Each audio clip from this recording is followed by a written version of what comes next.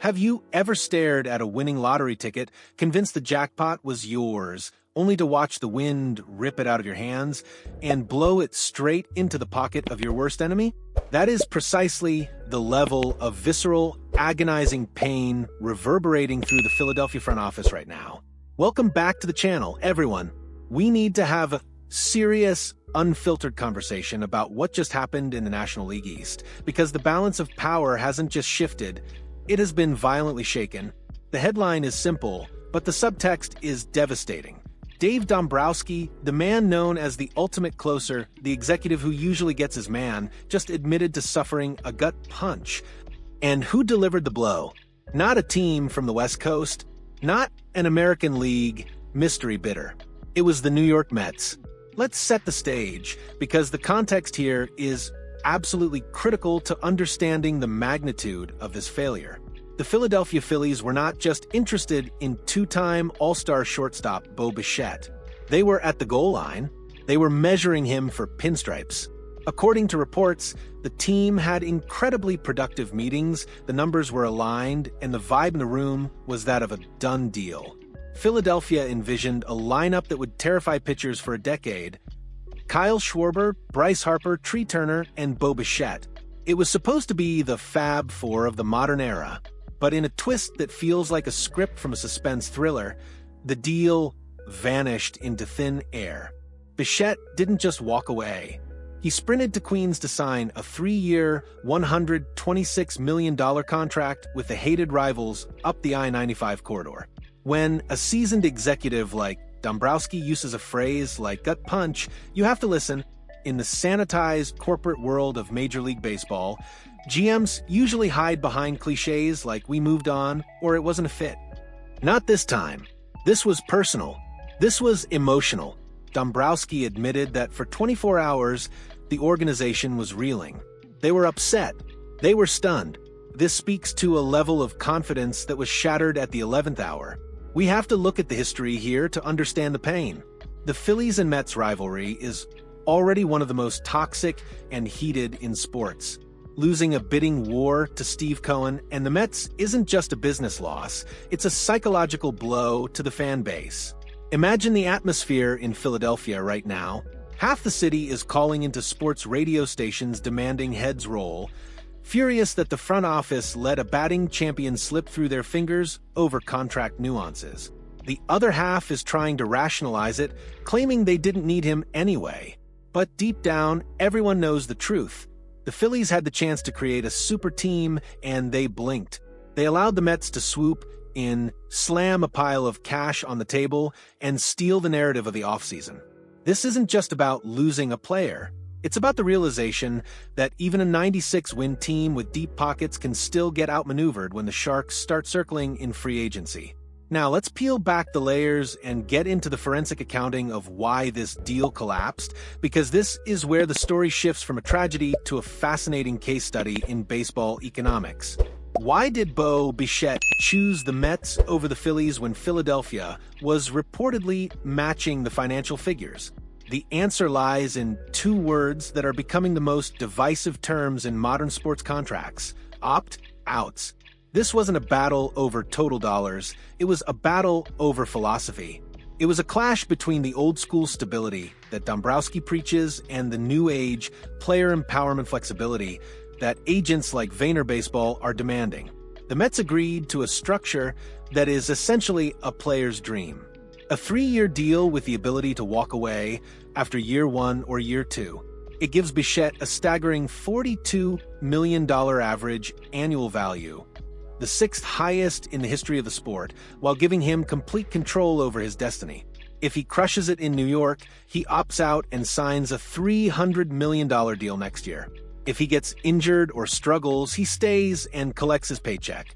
It is zero risk for the player and massive risk for the club. And this is exactly where Dave Dombrowski drew the line in the sand.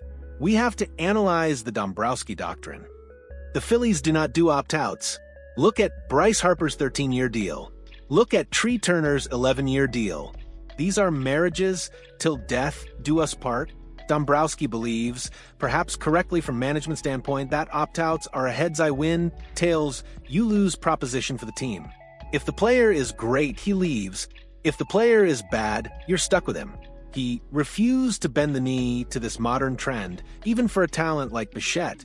But here is the critical question we have to ask. Is this stubbornness or is it prudence? In a post-Dodgers world, where Los Angeles is handing out $240 million to Kyle Tucker and distorting the market, can you afford to be rigid? The ripple effects of this decision are massive. By refusing to include an opt-out, the Phillies essentially told the market, we play by our rules. But the market, driven by desperate teams and aggressive agents, doesn't care about your rules. The Mets, desperate to make a splash, didn't care about the risk. They cared about the talent. This creates a fascinating dynamic for the upcoming season. Every time Bo Bichette steps into the batter's box against Philadelphia, every time he fields a ground ball at Citizens Bank Park, it will be a reminder of the nuances that killed this deal. It puts immense pressure on the Phillies front office. If Bichette wins an MVP in New York while the Phillies infield struggles, that no opt-out policy is going to look less like wisdom and more like arrogance. Furthermore, we have to consider the Tucker effect. Dombrowski noted that the Dodgers signing Kyle Tucker changed the landscape. It signaled that teams were willing to go to insane lengths to secure talent. The Phillies thought they were close, but they were operating in a reality that shifted underneath their feet overnight. They were playing chess while the Mets and Bichette were playing 4D poker.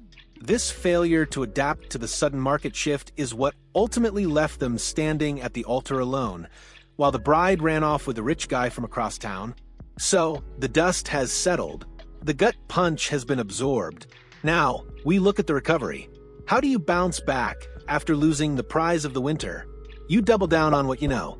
In the immediate aftermath of the Bichette disaster, the Phillies pivoted back to their own house.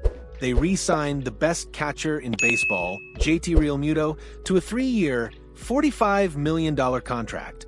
And notice the details. No opt-outs. They stuck to their guns. They also secured Kyle Schwarber on a massive 5-year extension. Essentially, the Phillies looked at their 96-win roster, the team that won the NL East, and decided to run it back. Dombrowski's quote here is telling, and frankly, a little bit terrifying if you are a fan who craves innovation.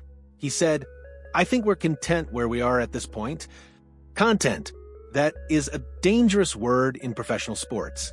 Contentment is the cousin of complacency. Sure, this roster is elite. They have Harper, Turner, Wheeler, Nola, Schwarber, and Realmuto. On paper, they are World Series contenders. But let's look at the scenario analysis here. They lost in the NL Division Series to the Dodgers last year. The Mets just got significantly better. The Braves are always looming. Is content enough to get over the hump?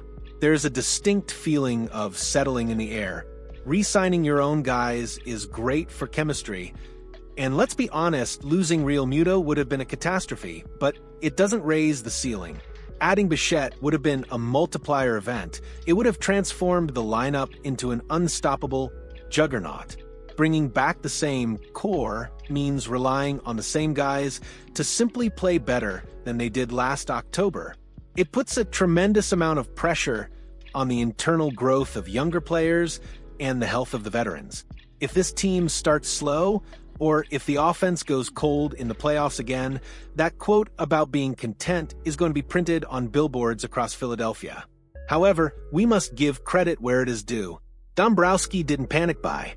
He didn't go out and throw $200 million at a lesser player just to save face.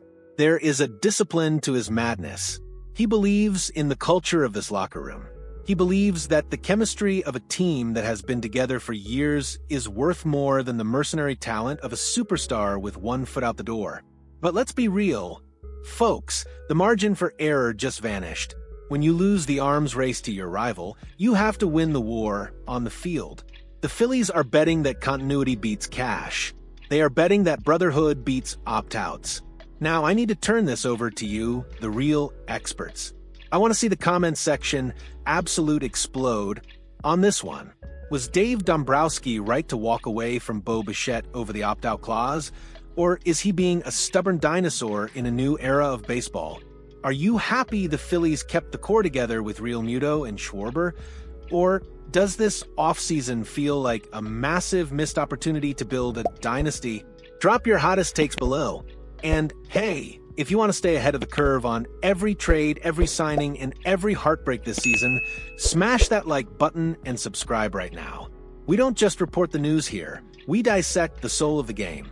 I'll see you guys in the next video.